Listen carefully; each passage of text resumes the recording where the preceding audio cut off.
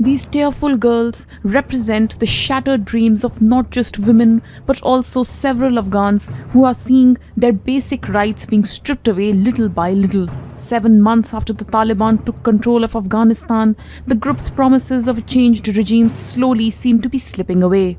Last week, the Taliban did a major U-turn and barred high school girls from going back to study. Just hours after girls returned to school for a fresh academic year, everyone from 6th grade and above was asked to leave. The Taliban has stated that high schools will remain closed until they draw up plans for girls to study within the bounds of Islamic laws. After the Taliban's takeover, the international community has made the education of girls one of the key demands for recognizing the Taliban's administration. During its previous rule from 1996 to 2001, the Taliban had banned education and most employment opportunities for women.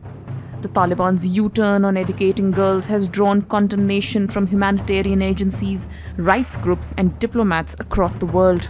Earlier last week, the Taliban even banned women from traveling by flights unless they were accompanied by a male guardian. This rule applies to both domestic and international travel. The sudden ban saw several women stranded at airports and unable to travel even when they had valid tickets. On Sunday, it ordered amusement parks to be segregated by sex. Men will now be allowed to visit amusement parks from Wednesday to Saturday, while women will be allowed during the rest of the week. This rule bars even married couples and families from visiting parks together. Yesterday, the group came up with a rule mandating government employees to sport a beard and wear local clothing consisting of a long loose top and trousers, with a hat or turban. Employees were also told to ensure that they prayed at correct times, even when at work. They have also been told that they will be fired if they fail to adhere to the Taliban's dress codes. It has even deployed representatives from the Ministry for the Propagation of Virtue and Prevention of Vice outside government offices to enforce these rules.